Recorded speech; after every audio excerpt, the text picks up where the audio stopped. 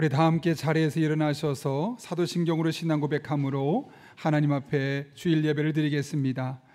나는 전능하신 아버지 하나님 천지의 창조주를 믿습니다.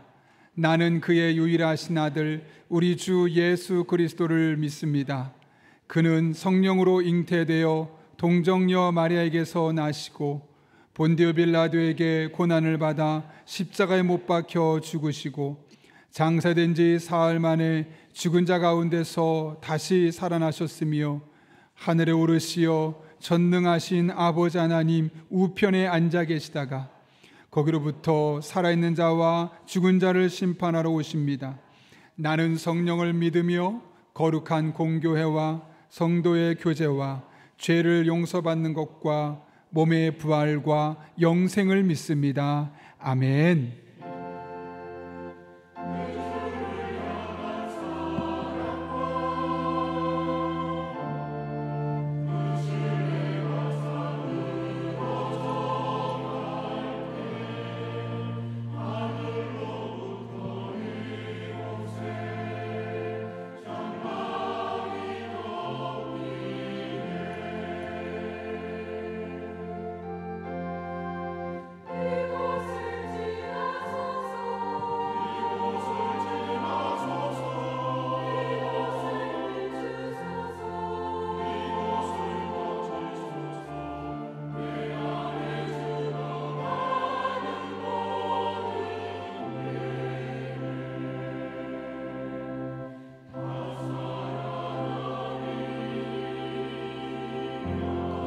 우리를 소생시키시는 주님의 임재 안으로 나아가십시다. 지극히 높은 주님의 낮이 성소로 드러납니다. 세상의 실을 벗고서 주 보좌 앞에 엎드리리. 내 주를 향한 사랑과 그 신뢰가 사그러져 갈 때 하늘로부터 이곳에 장막이 덮이네.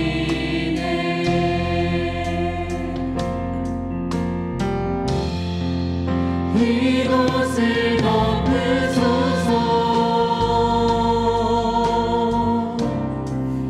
이곳을 비추소서.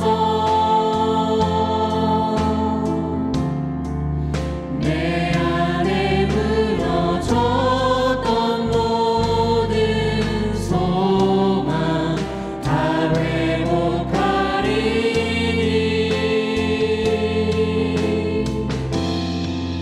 이곳을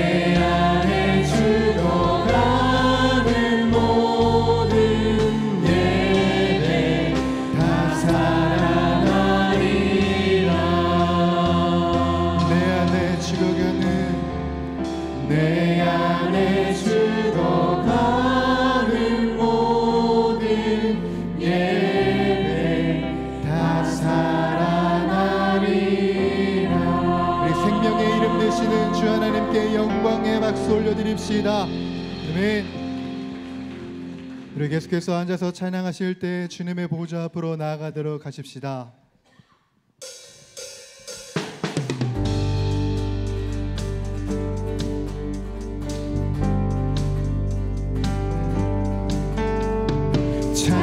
찬양 주의 눈을 들어주리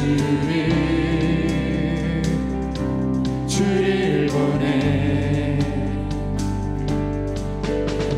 소망 중에 마음 다해 주마 나 바라네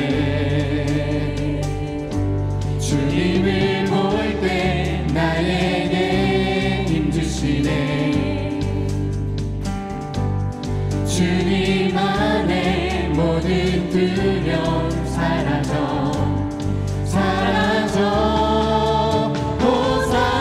호산나 호산나 구원의 주 하나님 찬양 받으실 주님 호산나 호산나 내 안에 임하셔서 주님의 뜻 이루소서. 우리 고백할까요? 주께 드린 마음 다한 기도 들으소서. 주의 나라 상한 영혼들을 새롭게 해 주님을 볼 때 나에게 힘주시네 주님 안에 모든 두려움 사라져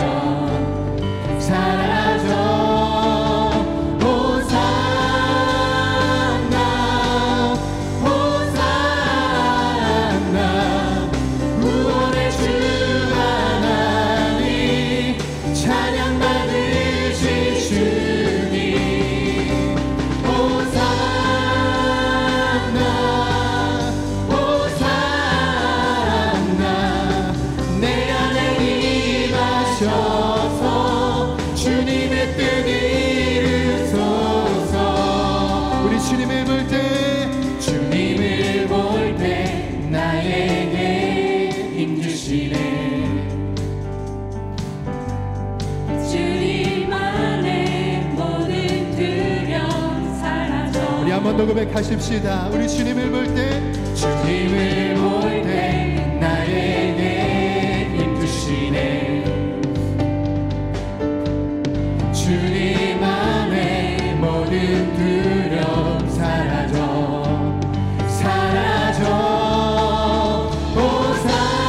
호산나 호산나 구원의 주 하나님 찬양 받으실 주님 호산나 호산나 내 안에 임하셔서 주님의 우리 다시 한 번 더 믿음으로 선포합시다. 호산나 호산나 호산나 구원의 주 하나님 찬양 받으실 주 호산나 호산나 호산나 내 안에 임하셔서 주님의 뜻 이루소서. 우리 안에 신실한 일을 행하실 주님께 영광의 박수 올려드립시다. 네.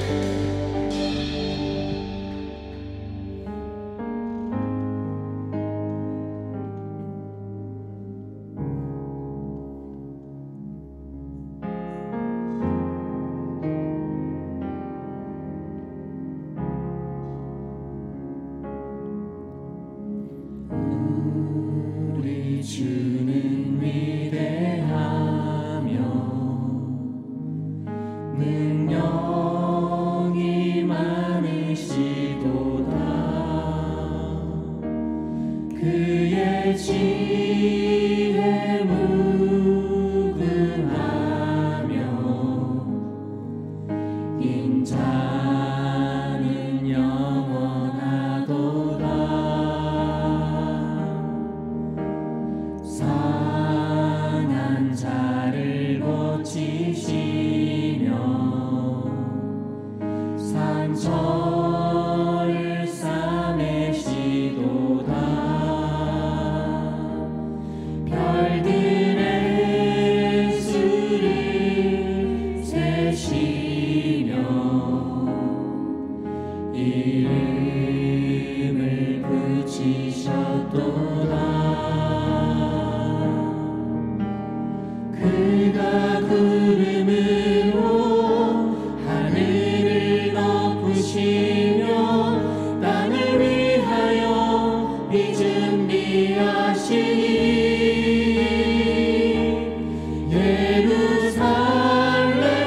예루살렘아 여호와를 찬송할지로다. 내 하나님을 감사함으로 그 앞에 나가며 주 임재 앞에 경배해. 우리 다시 한번 고백합시다. 우리 주는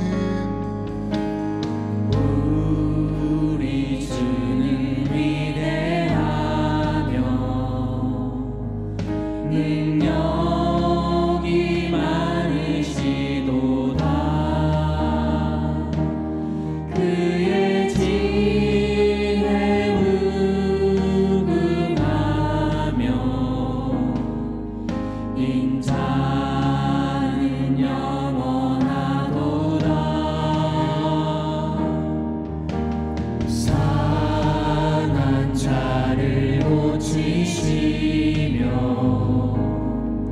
상처를 싸매시도다. 별들의 수를 세시며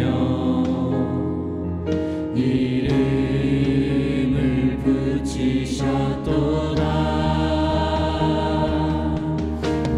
그가 구름으로 하늘을 덮으시며 땅을 위하여 비 준비하시니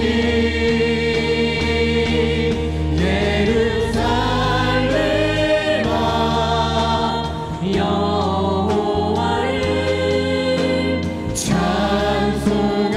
찬송할지어다. 내 하나님을 감사함으로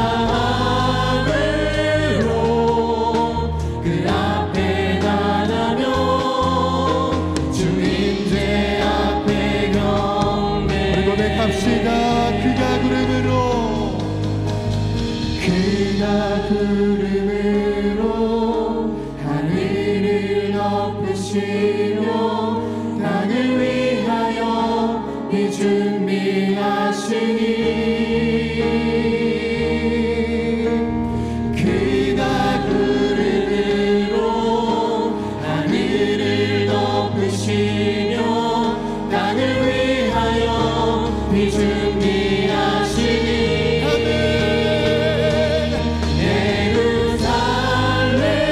예루살렘아 여호와를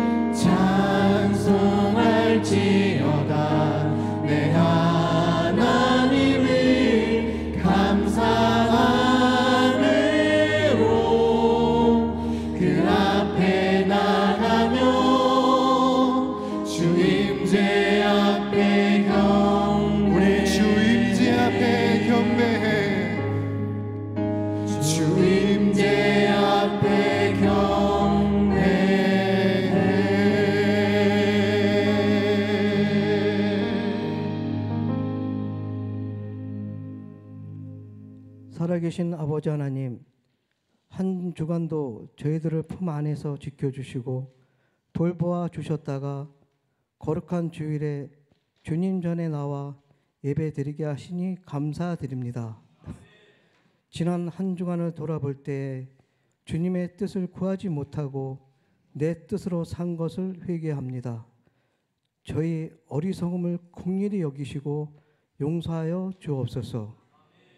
이 나라 모든 백성이 복 주시는 하나님을 기억하게 하시고 주권자 하나님의 통치 가운데 우리가 살아가고 있음을 고백하는 나라 되게 하옵소서.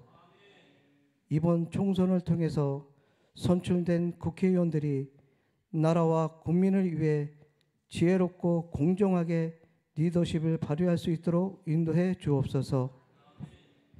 세계 열방을 위해 선교하시는 선교사님들 위해 선교사님 함께하여 성령님이 함께하여 안전을 지켜주시고 복음을 전하는 곳마다 구원의 기쁜 소식이 더해지게 하옵소서. 교회를 위해 기도합니다.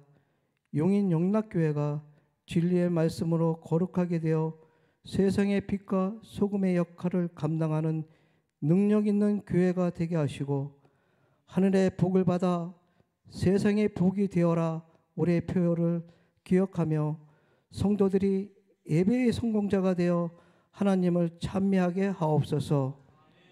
4월 22일부터 5월 1일까지 성지 순례를 다녀오게 됩니다. 담임 목사님을 비롯한 모든 분들이 안전하고 건강하게 잘 다녀올 수 있도록 인도해 주시고 은혜로운 시간이 되게 하옵소서. 소망의 다음 세대를 위해 기도합니다. 어린아이에서부터 청년에 이르기까지 하나님을 더욱 사랑하는 마음을 주시고 주님 안에서 자신이 어떤 존재인지를 알고 그 부르심을 깨닫게 하옵소서. 하나님이 주시는 꿈과 비전을 발견하고 이를 위해 정진해 나가는 우리 자녀들이 되게 하여 주옵소서. 귀한 말씀을 전해주시는 목사님을 위해 기도합니다. 말씀을 전하시는 목사님이 지치지 않게 하시고 성령 충만을 받아 더욱 강건한 가운데 주님의 말씀을 증거하시기를 원합니다. 여러 가지 결정들 가운데 순간순간 지혜를 더하여 주시고 우리 성도들에게 꼭 알맞는 선교를 할 수 있도록 성령의 음성에 민감하게 하옵소서. 목사님이 말씀을 선포하실 때 우리의 마음과 영혼이 치료되게 하시고 하나님의 사랑을 깨닫는 저희들이 되길 원합니다. 목사님과 부교역자님 가정의 평안과 건강으로 지켜주옵소서. 여러 질환으로 힘들어하는 성도님들을 불쌍히 여겨 주옵소서. 여호와 나파 주님의 치료의 손길로 만져주셔서 깨끗이 낫게 치료하여 주옵소서. 예배를 위하여 헌신하는 봉사의 손길들이 있습니다. 영감 있는 찬양으로 하나님께 영광 올려드리는 시온 찬양들을 축복하여 주시고 보이지 않는 곳에서 헌신하며 봉사하는 손길들을 기억하시고 한없는 은혜를 베풀어 주옵소서. 우리를 사랑하시고 구원하여 주신 예수님의 이름으로 기도드립니다. 아멘.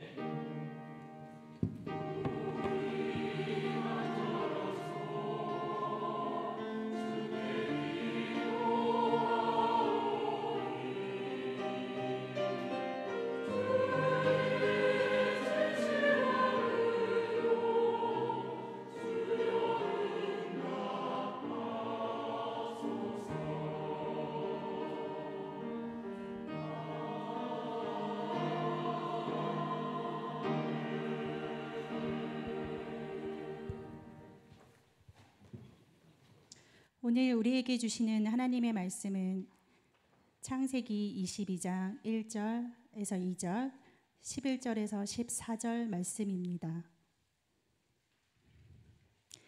창세기 22장 1절에서 2절, 11절에서 14절까지 말씀입니다. 구약성경 28쪽에 있습니다. 하나님의 말씀을 봉독하겠습니다.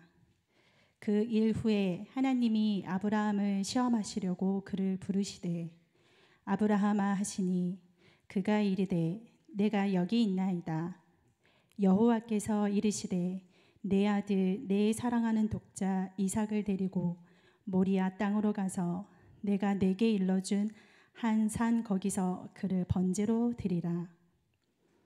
여호와의 사자가 하늘에서부터 그를 불러 이르시되 아브라함아 아브라함아 하시는지라. 아브라함이 이르되 내가 여기 있나이다 하매 사자가 이르되 그 아이에게 내 손을 대지 말라. 그에게 아무 일도 하지 말라. 내가 내 아들 내 독자까지도 내게 아끼지 아니하였으니 내가 이제야 내가 하나님을 경외하는 줄을 아노라. 아브라함이 눈을 들어 살펴본즉 한 수량이 뒤에 있는데 뿔이 수풀에 걸려 있는지라. 아브라함이 가서 그 숫양을 가져다가 아들을 대신하여 번제로 드렸더라. 아브라함이 그 땅 이름을 여호와 이레라 하였으므로 오늘날까지 사람들이 이르기를 여호와의 산에서 준비되리라 하더라. 이것은 하나님의 말씀입니다.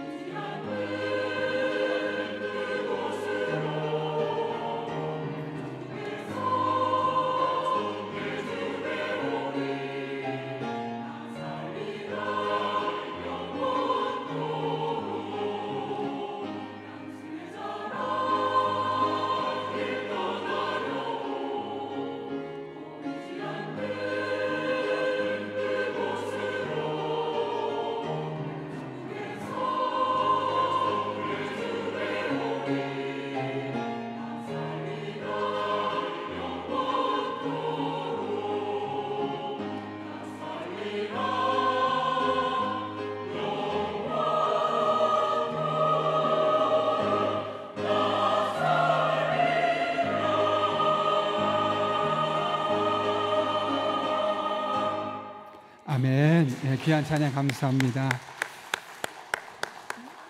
네, 여러분 반갑습니다. 주보를 참고하실 때 여러분 앞에 귀의 소식을 먼저 전하도록 하겠습니다. 먼저 우리 교회를 방문하신 모든 분들 주님의 이름으로 환영합니다. 등록 원하시는 분 말씀하시면 저희가 친절하게 도와드리도록 하겠습니다. 지난주에 우리 교회 한가족 되신 분들이 계신데요. 우리 화면을 보시면서 먼저 다가서시고 또 우리 교회에 잘 정착하실 수 있도록 우리 기도해 주시기를 부탁드립니다. 계속해서 이번 주도 요한계시록 말씀을 해가고 있는데 이제 5월 달부터 우리가 매일 성경으로 새벽 말씀을 진행하려 합니다. 그래서 만약 교회를 통해서 구입하길 원하시는 분은 4월 17일까지 이번 주 수요일까지 사무실을 신청해 주시면 일괄 구매해서 여러분 이번 돌아오는 주일부터 받아갈 수 있도록 준비해 놓도록 하겠습니다. 오늘 그리고 이 주중에 오이코스 예배 모임이 있습니다. 각 오이코스별로 정한 시간과 장소가 있는데 마음을 써서 꼭 모이시고 이렇게 마음과 마음을 나누는 은혜가 있기를 바랍니다. 오늘 시니어 예배가 1시 40분에 대비실에서 있고요. 1시부터 점심 식사가 카페 아쉐르에서 준비되어 있습니다. 한가족 통합교육이 오늘 2부와 3부 예배 후에 계속 진행되고요. 시니어 봄 소풍이 4월 30일 화요일 오전 10시에 한국 민속촌으로 떠나게 됩니다. 70세 이상 되신 분 누구나 가실 수 있고 오이코스 리더분들 참가자를 파악해 주셔서 사무실로 4월 28일까지 신청해 주시기를 바랍니다. 카페 아쉐르 여러분 많이 이용해 주셔서 감사합니다. 어느덧 1년이 되었는데 다 끝나고 난 뒤에 남자 2분이 계속 청소를 해왔습니다. 근데 2분이 하시기엔 참 힘든 게 의자를 탁 올렸다가 내리고 물 청소하는 그런 번거로움이 많이 있으셨는데도 불구하고 오랫동안 이렇게 수고해 주셨습니다. 그래서 여러분들 또 계속해서 또 봉사자가 1-2분 정도 필요한데 내가 그래도 다른 거 특별한 은사는 없어도 이렇게 그런 섬김은 가능하다라고 마음이 드시는 분들은 해주시면 좋겠고요. 지원해 주시면 좋겠고 저희가 사실 3시부터 오이코스 모임인 데가 많습니다. 그러다 보면 카페를 부득불 주일에 2시 30분부터 좀 정리를 해야지만 30분 정도 청소를 하고 3시에 또 소그룹으로 모일 수가 있게 되니까 주일에는 2시 반 정도까지 청소하게 되니 그 상황을 여러분 인지해 주시기를 부탁드립니다.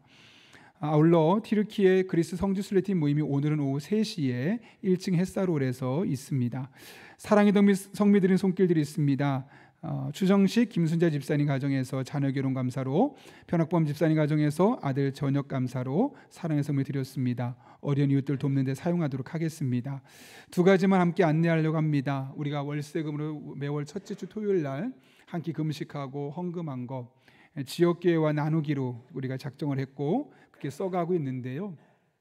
이번에는 물량으로 어떻게 재정적인 지원하기보다는 우리 목사님들이 좀 개인적으로 하기 어려운 그런 교육들을 저희가 좀 강사를 불러서 저희 교회에서 화요일 날 1시 30분부터 6시까지 진행을 하고 그렇게 아마 올 한 해 한두 차례 더 진행하면서 목사님들과 함께 저희가 좀 목회를 잘할 수 있도록 지원해드리는 시스템을 구축하려고 합니다.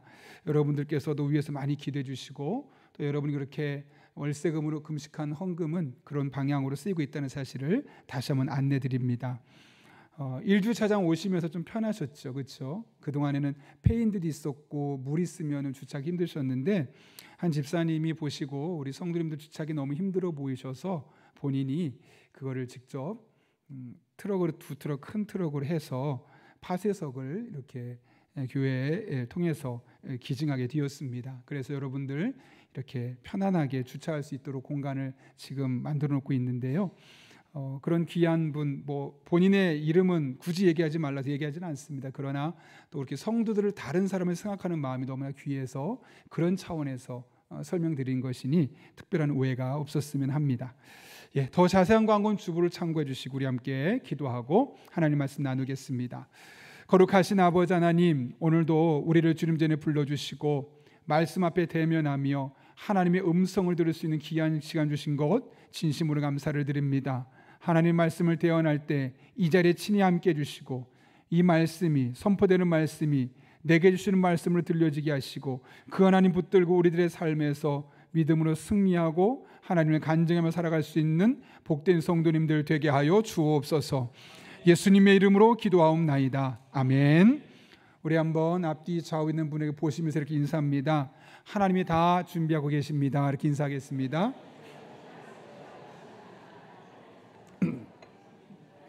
네, 그동안 사정 때문에 못 나오셨던 분들 얼굴 몇 분이 보여서 참 감사합니다. 저희 장로의 신학대학교 앞에 가면 대건문화사라고 복사만 전문으로 하는 그런 가게가 하나 있습니다.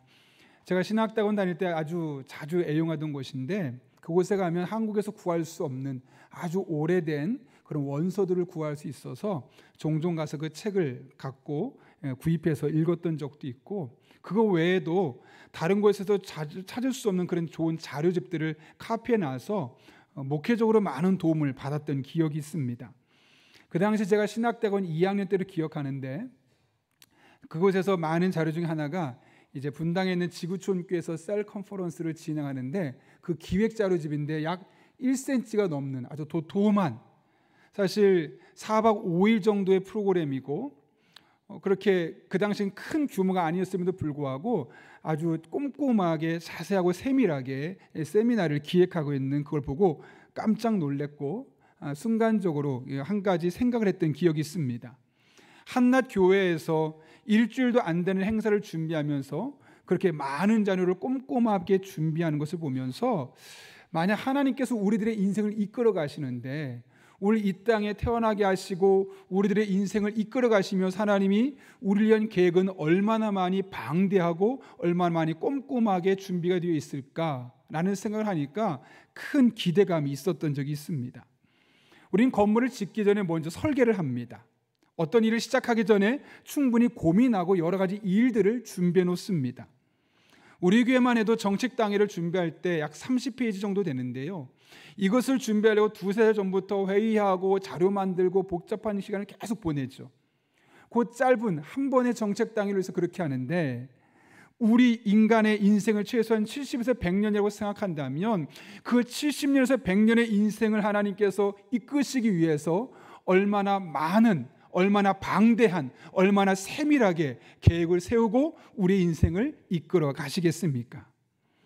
우리 눈에 비록 보이진 않지만 하나님이 이미 우리를 위해서 많은 것들을 준비해 놓고 계시고, 순간순간 그것들을 우리의 삶에 채워주신 은혜를 우리가 경험하며 살아가는 것입니다.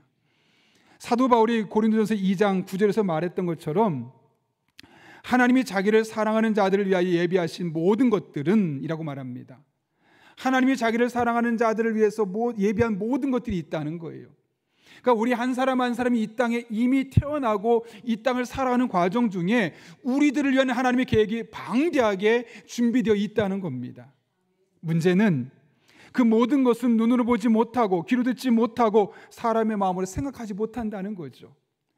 하나님이 나를 위해 계획해 놓은 것이 보이지 않습니다. 나를 위해 예비해 놓고 준비해 놓은 것이 뭔가 들리지 않습니다. 손으로 잡을 수 없습니다. 상상은 할 수 있겠지만 그것이 정확한지 아닌지 우리가 분별할 수 없습니다. 그렇기 때문에 하나님이 준비하심이 있고 나를 위해 많은 것을 예비해 놓으셨는데, 우리는 자꾸 자그마한 것 때도 무너지고 좌절하고 쓰러질 수밖에 없는 것이죠.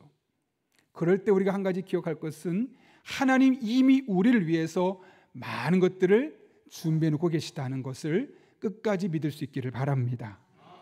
오늘 본문에서 이 같은 사실을 우리에게 보여주는데요, 어느 날 하나님께서 아브라함에게 찾아오셔서 말씀하시는데 너무 당혹스러운 말씀하시죠. 오늘 2절 말씀인데 이렇게 말씀하십니다. 여호와께서 이르시되 내 아들 내 사랑하는 독자 이삭을 데리고 모리아 땅으로 가서 내가 내게 일러준 산 거기서 그를 번제로 드리라. 한 가지를 요구하셨는데 너무 이상합니다. 아브라함이 100살에 겨우 얻었던, 정말 눈에 넣어도 안 아팠던 그 아들을 번제로 드리래요. 이건 뭐냐면 죽여서 태우라는 거거든요. 그런 어마어마한 요구를 하나님이 하시는 거예요. 더군다나 하나님이 여러분 이 아브라함에게 이삭이 얼마나 소중한 존재라는 사실을 알았을까요? 몰랐을까요? 당연히 아시죠. 오늘 본문 2절을 보십시오. 그 이삭을 어떻게 묘사하고 있습니까? 너의 아들, 그 다음 두 번째로는 내가 사랑하는, 세 번째 독자라는 거예요. 많은 아들 중에 하나가 아니라 하나밖에 없는 아들이라는 거예요. 네 번째로는 이삭.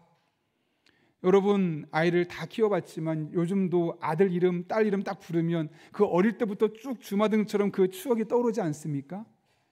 그런 것처럼 이삭 하면 그 태어나기 전부터 준비했던 과정과 이삭이 태어나는 과정과 10대 청소년 되기까지 그렇게 키웠던 전 과정이 다 떠오르지 않겠습니까? 그렇게 소중한데, 이름만 들어도 뭉클할 텐데 그 아들, 내가 사랑하는 독자 이삭을 번제로 드려라. 어땠을까요, 여러분? 깜짝 놀라지 않았을까요? 하나님께서 아브라함에게 요구하신 것이 그의 재산이 아니었어요. 야, 나를 위해 너의 시간 조금만 주지 않으련? 내가 너에게 이런 재능을 주었는데 그 재능을 나를 위해 좀 쓰지 않겠니? 아브라함에게 요구한 것은 아브라함이 가진 것이 그런 것들이 아니었어요. 사실 그런 것들이라면 처음엔 조금 힘들겠지만 얼마든지 한번 해볼 만한데, 가장 사랑하는 그 아들을, 그것도 100살에 낳은 아들을 자기 손으로 죽여서 나한테 제물로 바치라는 거예요. 뭐를 주시려고 오시면 감사한데 그게 아니라 오히려 오셔서 준 것을 빼앗아가는 하나님이에요. 너무 당황스럽지 않습니까? 이런 하나님 일하심 여러분 이해가 되십니까? 너무나 비이성적이고 비합리적이고 비과학적으로 나타나는 하나님의 일하심. 그런데 이것이 비단 오늘 아브라함의 삶에서만 나타나는 일일까요? 혹시 여러분의 삶에서는 이런 일들을 경험해 보지 않았습니까? 물론 네 아들을 달라고 딸을 달라고 하진 않았지만 우리가 정말 중요하게 생각하는 것, 꼭 필요하다고 생각하는 것, 더 주실 줄 알았는데 오히려 우리 것을 더 빼앗아가는 하나님의 모습을 우리가 경험하지 않습니까? 그렇게 건강이 잃기도 하고, 사업하는 사람은 거래처가 줄어들기도 하고, 사람을 잃으며 가장 소중하게 생각했던 사람의 생명까지도 놓쳐버리는 그런 일들이 우리 안에 일어나고 있지 않나요? 그럴 때 우리 마음은 너무 아프죠. 또 하나님 왜 이렇게까지 일하시는가 도무지 이해가 안 되고 막막하고 답답하고 어떻게 될지 몰라서 우왕좌왕할 수밖에 없는 것이 우리들의 현실입니다. 이럴 때 우리는 어떻게 해야 할까요? 도무지 내 이성으로, 내 경험치로 아무리 해석하려도 해석할 수 없는 이 하나님의 이상한 방법으로 일하심을 볼 때 우리는 어떻게 해야 할까요? 첫 번째로는 그 상황을 하나님의 시험이라는 관점으로 볼 수 있어야 합니다. 오늘 하나님께서 이상해 보이는 명령을 하신 것은 아브라함을 시험하기 위해서였습니다. 다른 말로 하면 100% 하나님께서 의도하시고 계획하신 일이었다는 것이죠. 오늘 본문 1절 말씀 보십시오. 이렇게 말합니다. 그 일 후에 하나님이 아브라함을 시험하시려고 그를 부르시되. 왜 부르셨다고요? 시험하시려고. 성경의 시험은 크게 두 가지로 나타나요. 하나는 뭐냐면 사탄이 하는 시험이에요. 많이 들어보셨죠? 그런 시험은 뭘까요? 나로 하여금 세상의 것으로 유혹을 해서 하나님으로부터 점점 멀어지게 하고 신앙을 점점 나빠지게 만드는 것, 교회를 빠지게 만들고 기도할 수 없게 만들고 스스로를 자기 비하하게 만들고 신앙적으로 자신을 나태하게 만드는 그런 일들, 이것을 보통 우리는 유혹이라고 번역하기도 하고 시험이라는 단어로 번역하기도 하죠. 인류 최초의 죄가 행해졌던 에덴 동산에서 바로 이런 일이 일어나지 않았습니까? 여러분, 하와가 왜 선악을 알게 하는 나무를 따먹었습니까? 그 사탄이 어떻게 유혹했죠? 볼 때 보암직도 하고 먹음직도 하고 지혜롭게 할 만큼 탐스러워 보였던 거예요. 먹어, 괜찮아, 이거 먹으면 지혜로워질 거야. 먹어, 괜찮아, 이거 먹으면 너도 성공할 수 있어. 그냥 눈 감고 딱 해. 그럼 너도 사람들이 존중할 만한 그런 높은 자리에 올라갈 수 있어. 그런 유혹 아니었겠습니까?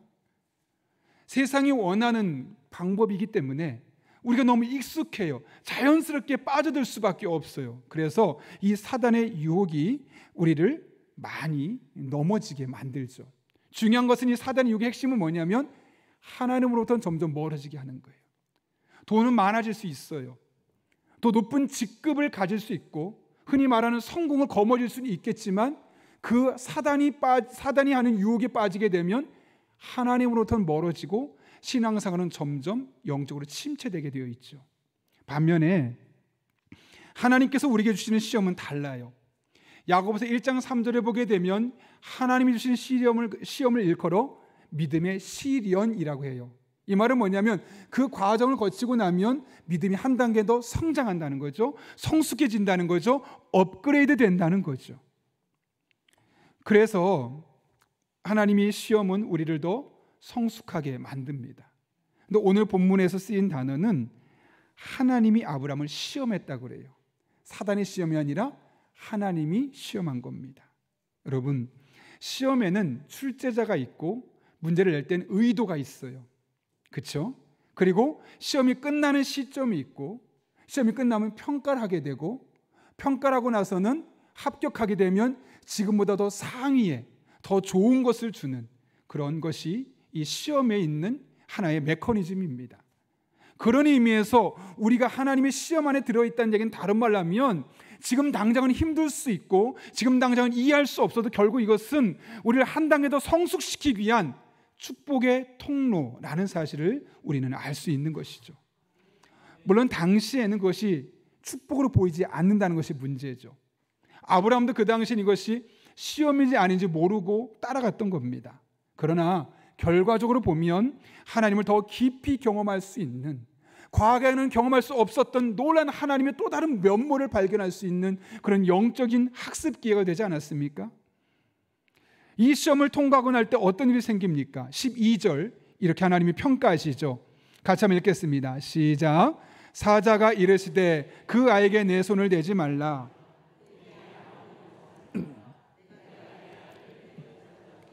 내게 아끼지 아니하였으니 내가 이제야 내가 하나님을 경외하는 줄을 아노라.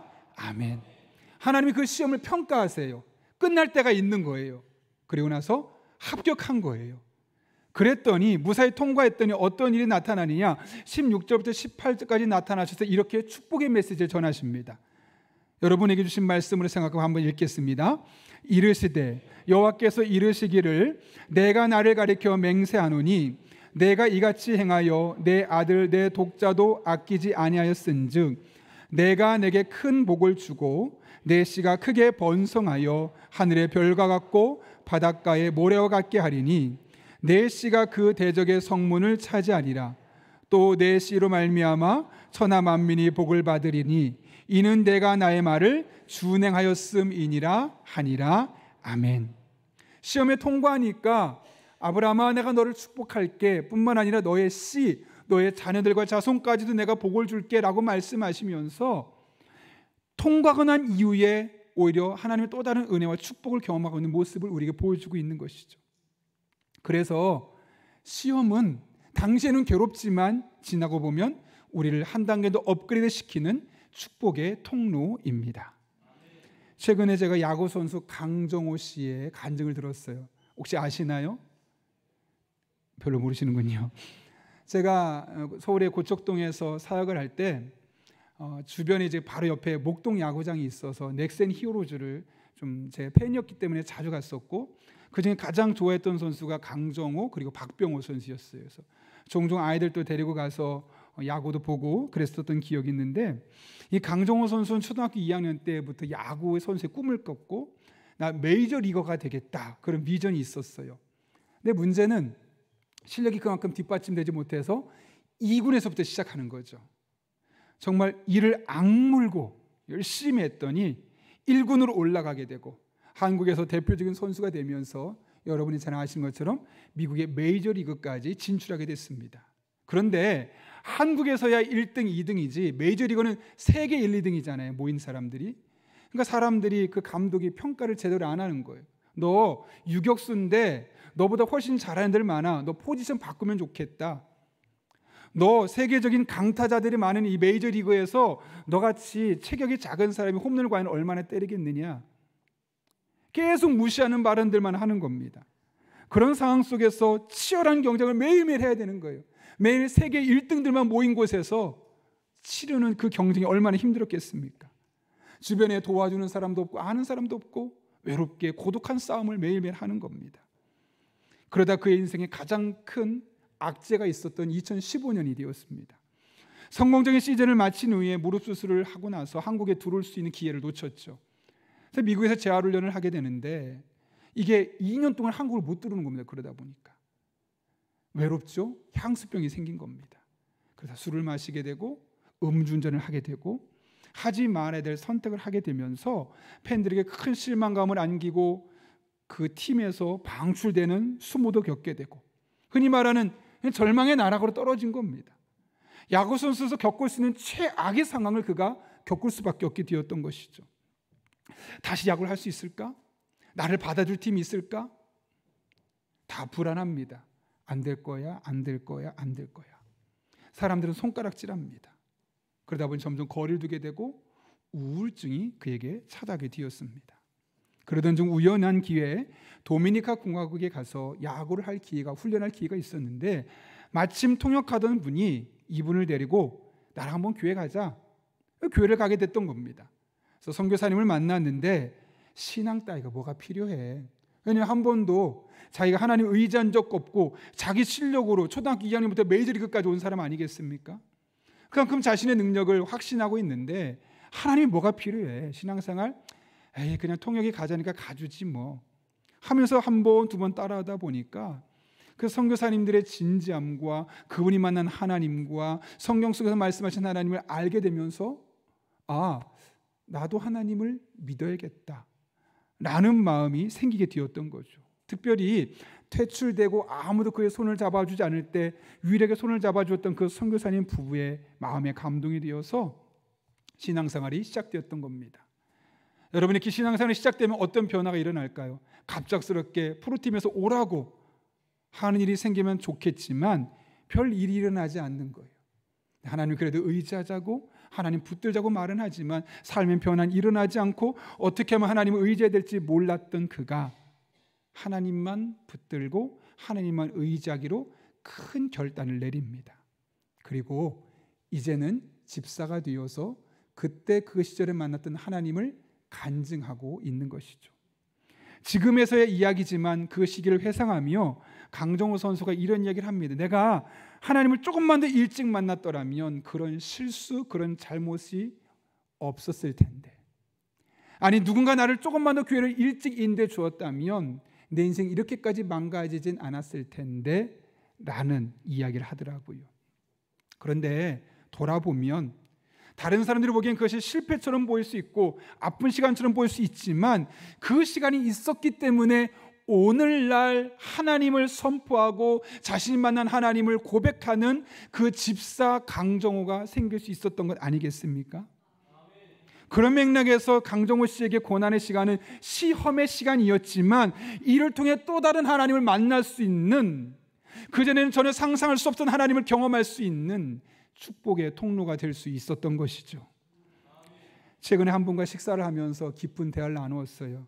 우리 교인이 아니라 공사하는 업자분과 대화를 나누는 일이 있었는데, 해외에서 평신도 선교사로 부부가 사역을 하다가 큰 상처를 받고 이제 공황장애가 생겼는데, 그냥 일반적인 공황장애가 아니라 발작성 공황장애예요. 그 막 몸을 벌벌 떨고 이 발작을 일으키는 아주 심각한 공황장애가 찾아오게 된 거죠. 더 이상 선교를 할 수 없다라는 판단 안에 한국으로 들어왔어요. 근데 너무너무 허무한 거예요. 우리가 뭐 돈 벌어서 뭐 떵떵거리고 살아보겠노라고 그 나라를 간 것도 아니고 그냥 평신도지만 선교를 위해서 한번 가보겠노라고 몇 년을 그렇게 헌신했던 건데, 그럼 거기서 평안하고 좋은 일들이 많고 열매도 많아야 되는데 오히려 가서 병만 갖고 온 거예요.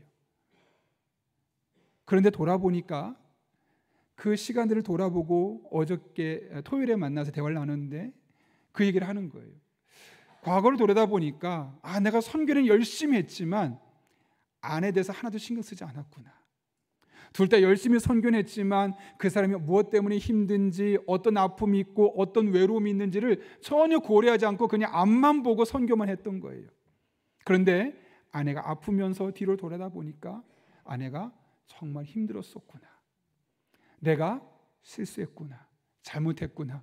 선교도 중요하지만 아내도 소중했는데 내가 그걸 놓쳤구나를 깨닫게 되는 거죠.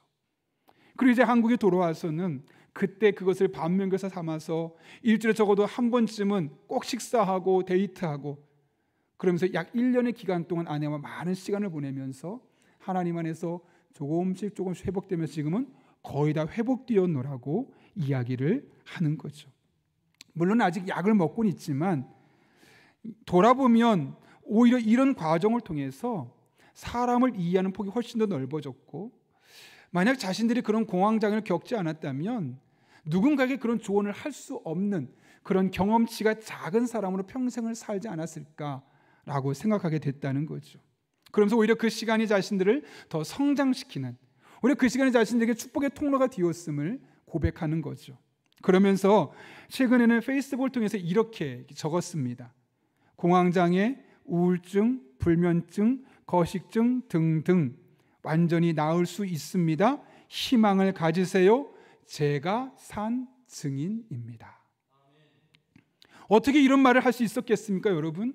본인이 직접 경험해 본 거죠. 아, 이거 그냥 죽는 병 아니구나. 이거 이대로 인생 끝나는 거 아니구나. 하나님 안에서 얼마든지 가능한 것이구나. 그리고 다른 사람들에게 이렇게 선포할 수 있었던 이유는 그 고난의 과정, 시험을 겪는 그 과정을 통해서 또 다른 하나님, 이와 같은 또 다른 경험치를 준비하신 여호와 일의 하나님을 만났기 때문에 이렇게 고백하며 간증할 수 있었던 것 아니겠습니까? 그 이야기를 듣는데 고린도전서 10장 말씀이 생각났습니다. 여러분도 잘 아시는 말씀이죠. 사람이 감당할 시험 밖에는 너희가 당한 것이 없나니 오직 하나님은 미쁘사 신실하사 너희가 감당하지 못할 시험 당함을 허락하지 아니하시고. 여러분, 우리가 감당할 수 없는 시험이 있습니까? 없습니까? 없습니다. 지금 당장은 감당할 수 없을 것처럼 보입니다. 죽을 것처럼 보이지만 하나님은 감당할 수 없는 시험을 우리에게 주시지 않으신다는 거예요. 뿐만 아니라 시험 당할 즈음에 피할 길을 주셔서 그것 때문에 완전히 무너지거나 쓰러지지 않도록 만들어 주신다는 거예요. 그래서 우리로 하여금 능히 감당하게 하시느니라. 충분히 감당할 수 있도록 해 주신다는 거예요. 우리가 보기에는 도무지 이해가 되지 않는 일들이 있을 수 있어요. 하나님, 왜 나에게 이런 일을, 하나님 하필은 왜 이 시점에 그런 일을 저한테 하시는 겁니까? 이해가 안 될 수가 있어요. 의구심이 들 수가 있어요. 그러나 우리가 그 순간도 돌아보면 하나님 앞에서 시험 보고 있는 시간이에요. 하나님의 뜻 안에서 준비된 것이고 마침내 이를 통해 여러분을 한 단계 더 성숙시키고 업그레이드 시키고 과거엔 경험할 수 없었던 또 다른 하나님을 여러분에게 경험시키게 하기 위해서 그 일을 여러분에게 허락하여 주신 것입니다. 그리고 그 길 끝에는 반드시 하나님의 또 다른 축복이 예비되어 있습니다. 그러므로 여러분이 겪는 아픔, 시련, 슬픔, 좌절들은 하나님 앞에 시험 본다는 마음으로 끝까지 하나님 붙들고 나아갈 수 있기를 바랍니다. 반드시 여러분 앞에 여호와 일의 하나님께서 지금껏 경험하지 못했던 또 다른 은혜와 또 다른 일들을 준비하고 계시고 이를 통해 여러분의 삶을 새롭게 하시는 하나님을 만나게 될 것입니다. 그런 은혜를 경험할 수 있기를 예수님의 이름으로 축원합니다. 하나님을 도무지 이해할 수 없을 때 어떻게 될까요? 두 번째로는 부활신앙을 가져야 합니다. 오늘 3절을 보면 하나님의 그 엄청난 명령에 대한 아브라함의 대응이 나와 있어요. 뭐라고 말합니까? 같이 한번 읽어볼까요? 시작. 아브라함이 아침에 일찍이 일어나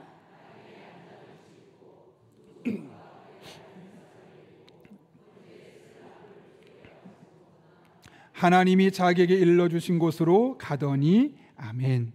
아브라함이 어떻게 했다고요? 아침에 일찍이 일어나서 명령하신 곳으로 갔다라고 말해요. 얼마든지 하나님께 하소연할 수 있죠. 하나님 왜요? 하필 왜 이때요? 차라리 주시질 말든가요? 다양한 방법으로 하소연할 수 있었는데 토시 하나 안 달고 아침 일찍 일어나서 그 길을 향해 갔다라고 말해요. 할 말이 없어서가 아니라 그에게 분명한 믿음이 있었기 때문입니다. 오늘 5절 말씀 볼까요? 이렇게 그가 고백하고 있어요. 이에 아브라함이 종들에게 이르되 너희는 나귀와 함께 여기서 기다리라. 내가 아이와 함께 저기 가서 예배하고 우리가 너희에게로 돌아오리라. 보세요. 아들을 죽여서 번제로 드리면 누가 와야 돼요? 혼자 와야 되잖아요. 근데 뭐라고 고백하고 있어요? 우리가 너에게로 돌아오리라. 내가 이삭을 데리고 가지만 예배 드리고 번제를 드리고 다시 이삭과 함께 올게. 이게 말이 됩니까? 말이 안 됩니까? 어떻게 이런 표현이 가능할 수 있었을까요? 너무 충격받아서 잠깐 정신이 나가서 헛소리한 걸까요? 그렇지 않죠. 아브라함이 갖고 있었던 분명한 믿음의 표현입니다. 하나님이 이렇게까지 하신다면 반드시 대안이 있을 거야. 그것이 뭔진 모르겠지만 하나님이 내게 주신 아들이고 그 아들을 통해 생명을 이어가겠다고 말씀하셨으니까 이런 일까지 하실 때는 반드시 대안이 있어서 이런 일을 시키셨을 거야. 그런 믿음이 그에게 있었던 것이죠. 설사 내가 그를 죽이더라도 살려서 돌려주실 거야. 오늘 히브리서 11장에 보게 되면 이 사건 당시에 가지고 있었던 이 아브라함의 믿음을 이렇게 소개하고 있어요. 같이 한번 읽어볼까요? 시작. 아브라함은 시험을 받을 때 믿음으로 이삭을 드렸으니 그는 약속들을 받은 자로 돼 그 외아들을 드렸느니라. 그에게 이미 말씀하시기를 내 자손이라 칭할 자는 이삭으로 말미암으리라 하셨으나 그가 하나님이 능히 이삭을 죽은 자 가운데서 다시 살리실 줄로 생각한지라. 아멘. 뭐라고요? 이삭을 능히 죽은 자 가운데서도 다시 살리실 줄로 믿었다는 거예요. 그가 죽어도, 내가 번제로 그를 죽였어도 하나님 그를 다시 살리실 거야. 이런 믿음이 누구에게 있었다고요? 아브라함에게 있었다고요. 그래서 내가 번제로 이 아이를 죽이겠지만 우리 같이 올 거야. 여러분, 엄청난 믿음 아닙니까? 아브라함에게 이런 믿음이 있었다는 거예요. 이게 바로 부활신앙이죠. 죽어도 사는 믿음. 하나님 안에서는 다 꺼져가는 등불도 다시 살린다는 믿음. 어떤 분이 부활신앙에 대해서 간단하지만 아주 심한 정의를 내렸어요. 이렇게 하더라고요. 망해도 이긴다, 죽어도 산다. 이것이 부활신앙이다. 뭐라고요? 망해도 이긴다, 죽어도 산다. 이 부활신앙이 그렇다면 여러분 어떻게 아브라함이 가질 수 있었을까요? 망해도 이겨, 죽어도 살아, 정신교육해서 됐었을까요? 히브리서 11장 17절과 18절 보면 이렇게 말합니다. 그는 약속들을 받은 자로서 18절 그에게 이미 말씀하시기를, 하나님의 약속의 말씀을 믿은 거예요. 너를 통해 내 자손이 계속 나타나게 될 것이다. 그 이삭을 통해 너의 자손이 많아질 것이다. 그런 이 아들은 죽을 수 없고 설마 내가 죽여도 하나님 그를 살리셔서 다시 자손이 많아지게 할 것이다. 그 약속의 말씀을 믿었기 때문에 그 말씀을 중심으로 죽은 자도 다시 살리실 수 있는 하나님을 그가 고백할 수 있었던 것이죠.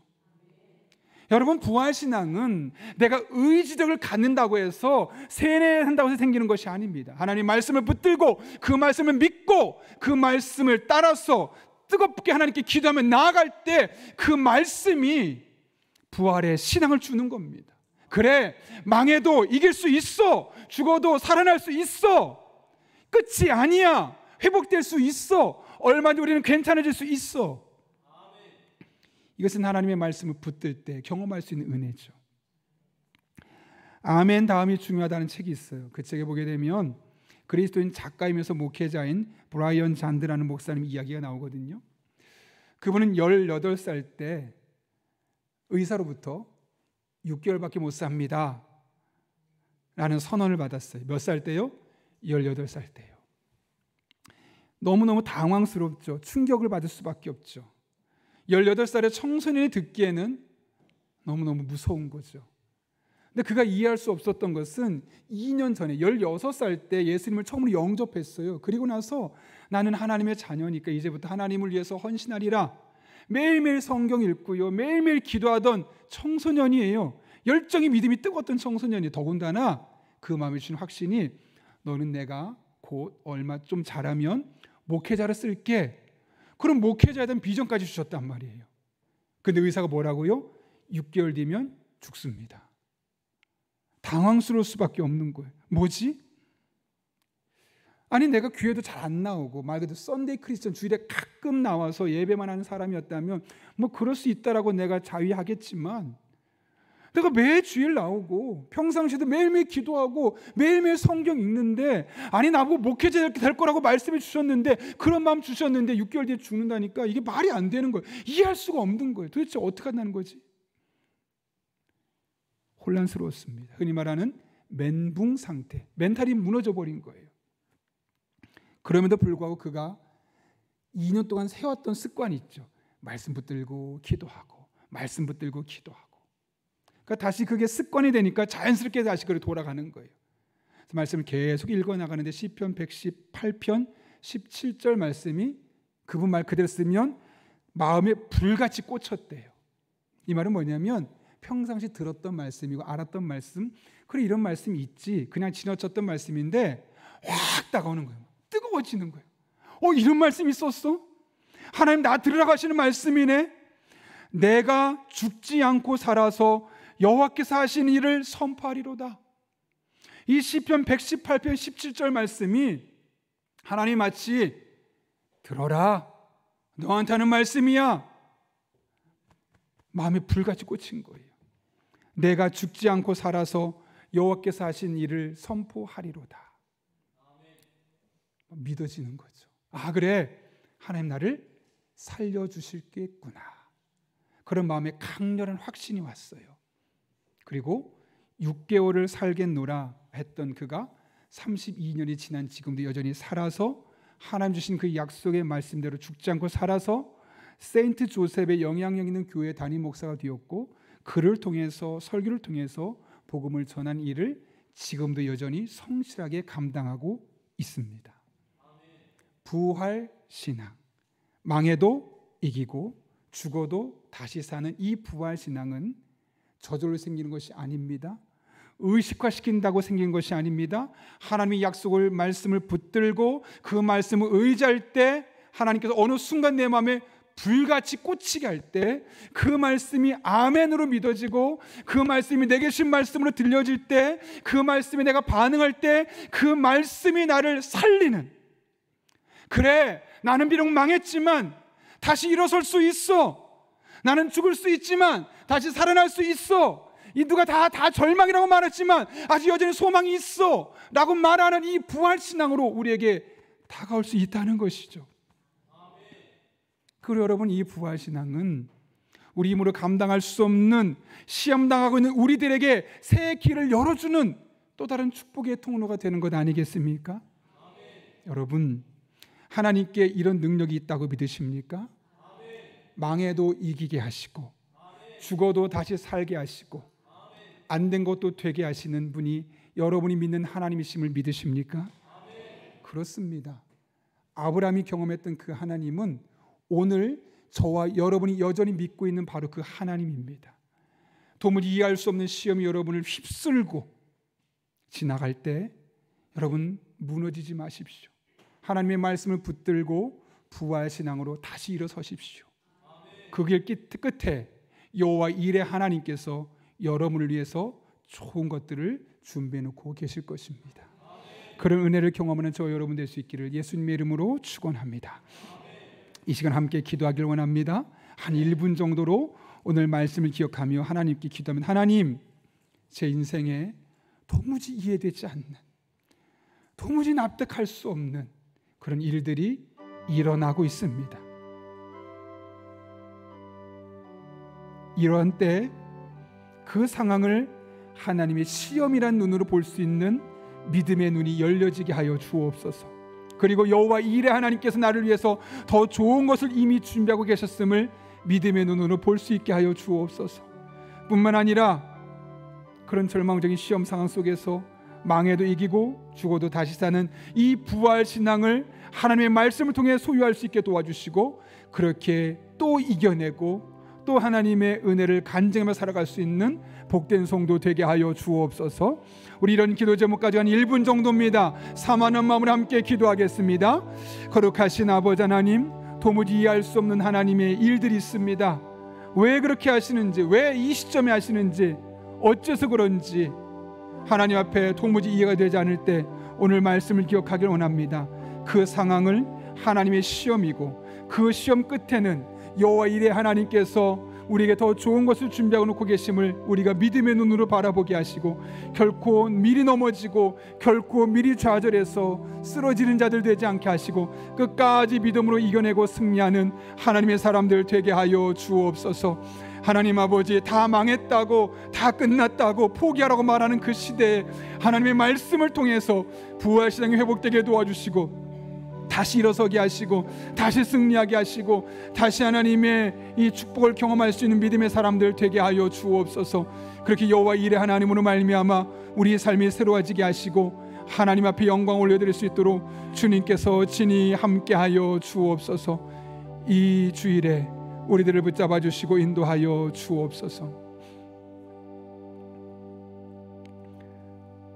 살아계신 아버지 하나님, 하나님의 살아계심을 믿지만 우리들의 삶에 도무지 이해할 수 없는, 납득할 수 없는, 해석되지 않는 그런 시험거리들로 말미암아 우리 마음이 많이 무너질 때가 있습니다. 그러나 오늘 말씀을 기억합니다. 하나님, 이 모든 것을, 그 상황을 하나님의 시험이라는 관점으로 볼 수 있게 하여 주시고, 망해도 이기고 죽어도 다시 사는 그 부활신앙을 하나님의 말씀을 붙들고 가짐을 통해서 이 모든 시험을 통과하고 난 이후에 여호와 일의 하나님이 더 좋은 것을, 더 큰 것을, 더 많은 것들을 예비하고 있음을 경험할 수 있는 복된 성도님들 되게 하여 주옵소서. 올 한 해 그렇게 함께 하실 줄로 믿사오며 예수님의 이름으로 기도하옵나이다. 아멘. 이 시간 찬송가 399장 부르실 때 마지막 절에 일어서서 봉헌하시겠습니다.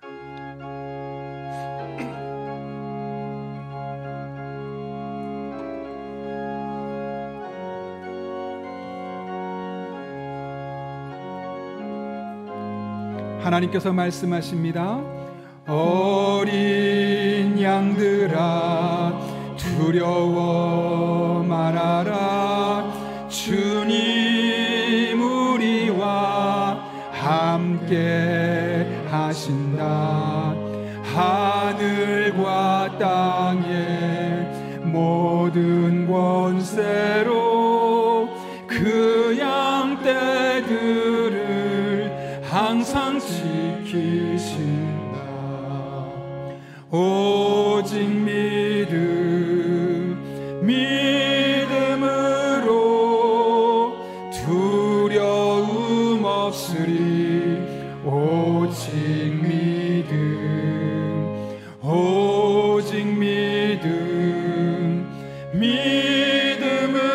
믿음으로 두려움 없으리. 오직 어린 양들아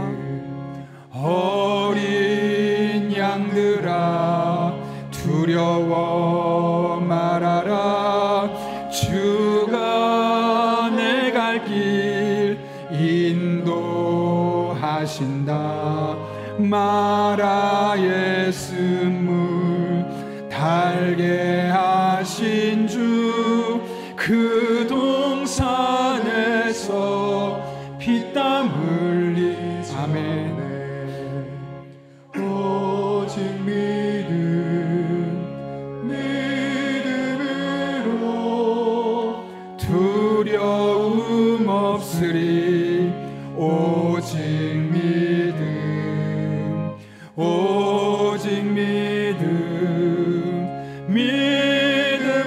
믿음으로 두려움 없으리. 오직 어린 양들아 두려워 말아라. 주님 언제나 함께 하신다. 이 시간 가정에서 예배하신 분들은 준비한 예물을 정성껏 드리겠습니다. 능력의 주님 너를 지키신다. 오직 믿음으로 두려움 없으리. 오직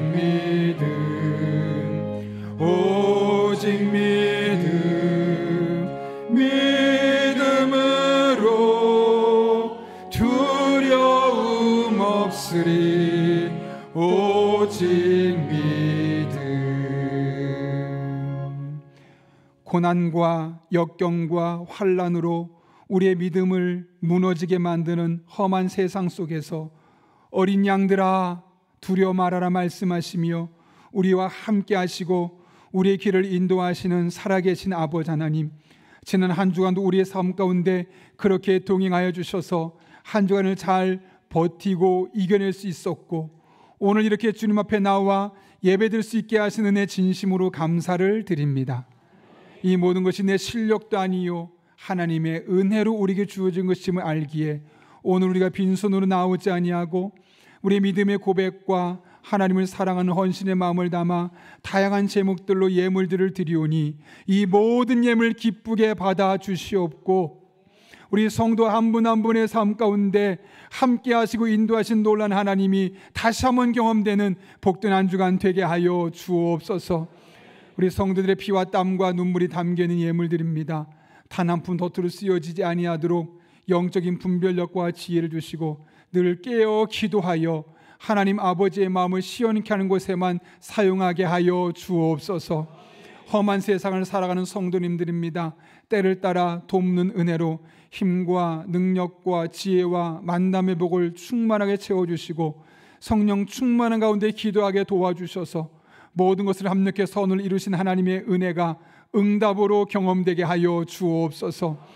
아버지 하나님, 우리 성도들을 늘 하나님의 날개 그늘 안에 품어주시고 눈동자처럼 지켜주셔서 험한 세상 무너지지 않게 하시고 하나님 붙들고 늘 믿음으로 승리를 선포하며 살 수 있는 복된 성도님들 되게 하여 주옵소서. 예수님의 이름으로 기도하옵나이다. 아멘. 우리 함께 파승의 찬양 부르시고 축도함으로 예배 마치겠습니다.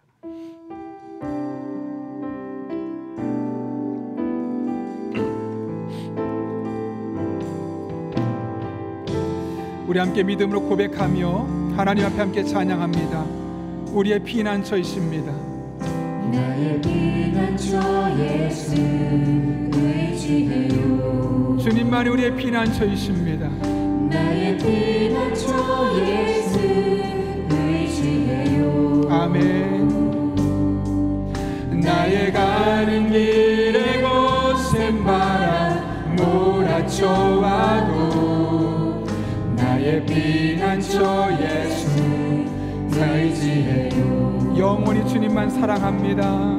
나는 영원히 주님 사랑해요. 나는 영원히 주님 사랑해요. 아멘. 세상 어떤 것도 나의 사랑 끊을 수 없네. 나는 영원히 주님 사랑해. 아바 아버지, 아바 아버지 나를 사랑하시니 나의 모든 것 주께 드려요. 아바 아버지 내가 여기 있으니 주님 영광 아바 아버지, 아바 아버지 나를 사랑하시. 그렇습니다. 하나님 여러분 한 분 한 분을 누구보다 사랑하십니다. 절대적으로 사랑하십니다. 아바 아버지 내가 여기 있으니 주님 영광 주님 교회 위하여, 주님 교회 위하여, 주님 나라 위하여, 주님 나라 위하여 써주세요. 지금은 우리 주 예수 그리스도의 은혜와 하나님 아버지의 변함없는 사랑과 힘주시고 능력주시고 지혜주시는 성령님의 역사하심이 오늘 주신 말씀을 내게 주신 말씀으로 받고 이해할 수 없는 상황 속에서도 시험하신 하나님을 믿음의 눈으로 바라보고 끝까지 하나님의 말씀 붙들고 부활신앙으로 살아가며 여호와 일의 하나님과 함께 남은 한 평생 믿음의 길을 걷기로 결단하는 이 자리에 머리 숙인 한 영혼 위에 그들의 삶의 자리, 우리 교회와 나라와 민족, 북한 땅과 온 세계 열방 가운데 이제부터 영원토록 함께 하시옵기를 간절히 축원하옵나이다. 아멘.